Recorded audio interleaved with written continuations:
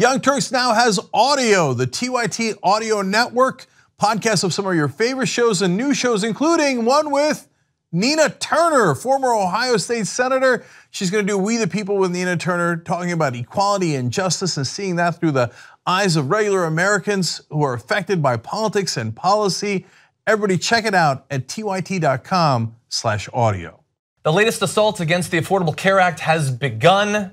Previously, under Donald Trump, they eliminated the individual mandate, which I know was a controversial portion of the law, but its removal will, in the end, raise prices for people who remain on those plans. They've also allowed plans that don't cover essential benefits to be sold. So now many people will be buying health insurance that will leave them vulnerable to both medical and economic emergencies later on when they actually need the health insurance they think they have.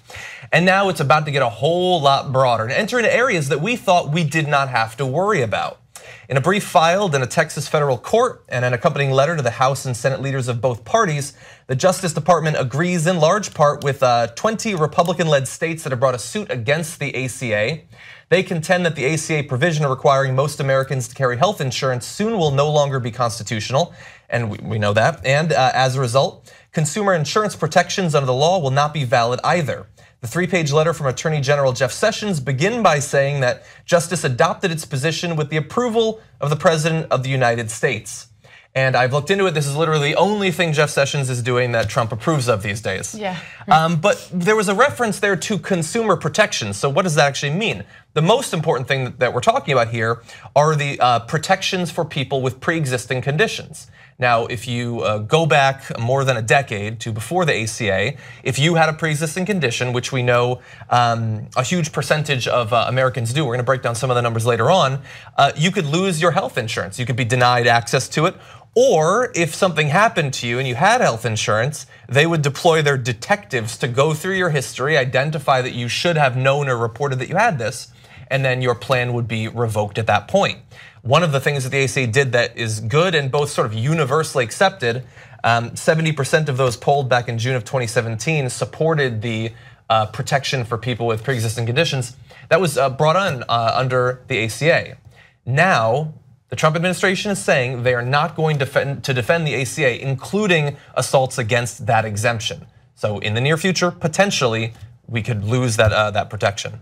So like the lawsuit argues that without the financial penalty for not having insurance, that the law is unconstitutional, which was like the legal logic that John Roberts, Chief Justice John Roberts, used in his argument when he upheld the individual mandate. But the GOP tax bill repealed that aspect of it. So they're essentially playing the dirty games that they always do. They're using the things that they have already done as a reason to screw over Americans, as they tend to do. And what's incredible is how brazen they are in, taking away these protections, but also just rejecting, historically rejecting portions of the Affordable Care Act that would offer them federal money to expand their state Medicaid programs and offer coverage for the most impoverished people in the country, the most disadvantaged people in the country. So, I mean, this should be unsurprising for anyone who's been paying attention and who has noticed that they are willing to go against the best interests of their constituents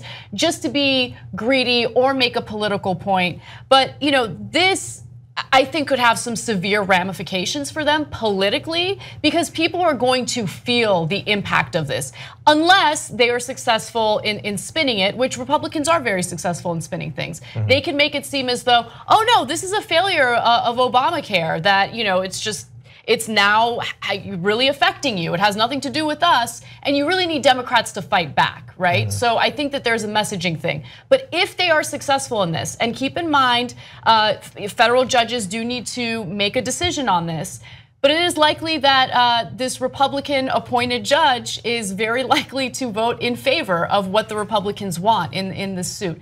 We'll see how it all plays out, but we really need fighters in Congress right now. We need Democrats to come forward and make it abundantly clear what's going on and how they're planning on stripping these protections away from Americans who desperately need it. And I think we also need to call out the fact that it's not an economically intelligent decision, right? Which might not also be surprising, but the reality is the math between having a mandate and actually having coverage over pre-existing conditions almost cancels each other out. And so you can actually have both done, which the Affordable Care Act was meant to do, and not really miss a beat.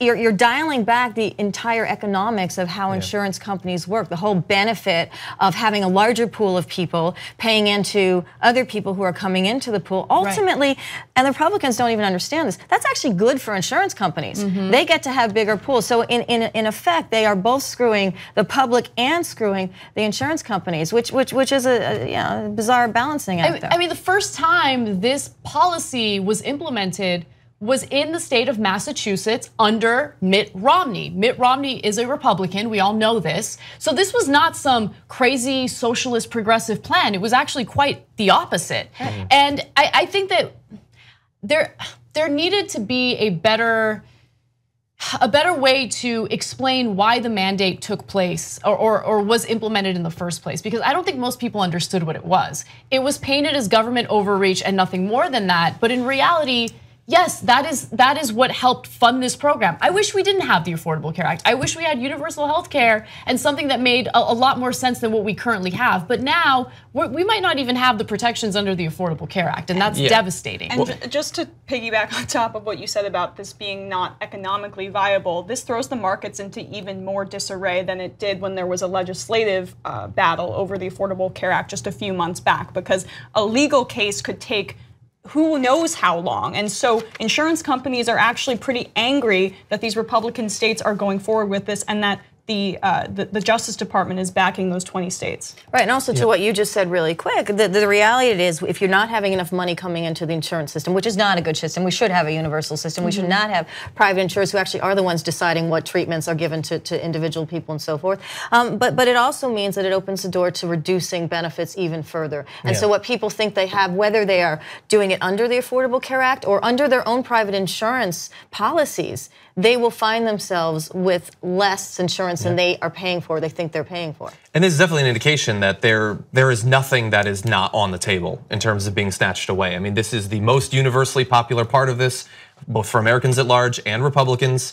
If you weren't around before the ACA, it was rough times if you were not some perfect like hulk of strength, like perfect physical strength. If you had any sorts of problems, you were probably gonna have financial problems as well, and they are ready to bring us back there. I know some people see any sort of strike against the ACA as, like if like us, you want universal health care, you say, well, what's the difference? We wanna get to universal health care. But the thing is, we don't immediately get to that. And along the way, a lot of people theoretically could end up bankrupt or chronically ill or dead as a result of changes like this. And some people are in a safe enough or healthy enough position that they can look on this and just say, it'll be fine, we'll push past it in a few years, but there's gonna be a lot of people left behind along the way. May I also, really fast before we get to that, I wanna go back to that last graphic 21, just to show you again, 59% of Republicans support these protections. And I wanna focus, I mean, that represents millions and millions and millions of Republicans. I wanna focus on one, because there is one prominent Republican who also supported these protections. His name is Donald Trump. And we wanna show you some of the promises that he made over the past few years in relation to this specific part of the law. Are you going to make sure that people with preconditions are still covered? Yes, because it happens to be one of the strongest assets. We should ensure that Americans with pre-existing conditions have access to coverage. Let me just tell you, pre-existing conditions are in the bill. And I just watched another network than yours, and they were saying pre-existing is not covered. Pre-existing conditions are in the bill. And I mandated, I said it has to be. This notion of pre-existing conditions is obviously of tremendous concern. Yeah, we're having pre-existing conditions, it's in. Is it okay then to pass a House bill that may not protect pre-existing conditions because of a state's loophole? Well, we are protecting pre-existing conditions, and it'll be every bit as good on pre-existing conditions as Obamacare. So look, his ideology at the best of times is a jumble of like indecipherable complexity. He doesn't even understand it. But on this, he was very clear over and over and over. And the reason he was that clear is because this is an incredibly popular part of the law. So now it is clear, Donald Trump lied to you, because it's not like the GOP in the House gave him a bill that stripped it out and he's gotta sign it. This is his approval to the Justice Department. This is on him specifically. And so if you're a Trump supporter, he lied to you over and over and over. And if you were one of the, let's bring this up, one of the 27% of non-elderly adults who have pre-existing conditions, representing somewhere, I'm bad at math, somewhere between 50 and 100 million Americans theoretically could have pre-existing conditions at some point in their life who could now be thrown off of their health insurance. He lied to you. And if you are not a Trump supporter, please share this portion of the video with them. It might get through to them that he does not have their best interests at heart. And just really quickly, these Republicans are supposed to be rule of law, right? They are literally violating the rule of law here. The law is very clear, and the highest court in the land ruled on it, and they're trying to chip away at it one at a time. Rule of law is only when they're trying to incarcerate more and more black people for drug offenses. That's when they use support cops that shoot them when they're unarmed. But one thing that I wanted to add, because it is a big story that keeps coming up over and over again because of gun violence in the country. Let's just point for the record and just finalize this. They are disingenuous when it comes to mental health issues. Mental health issues are only used as scapegoats, when there's mass violence or mass shootings, and they do not want to talk about gun control. They do not care about your mental health care. They never have, they never will. If they genuinely cared, they wouldn't fight so aggressively to gut the only protections that we have that offer some coverage for those who suffer from mental health issues. And by the way, the number of people who are now, taking their own lives is increasing considerably. We're going to talk about that later on in the show. And to know that this is all going on and that they use it as a political talking point when it's convenient for them is just disgusting. 2 easy ways to follow the Young Turks. One is hit the subscribe button down below, then you're a TYT subscriber. And second is ring the bell. And when you do that on YouTube, you're notified of our videos.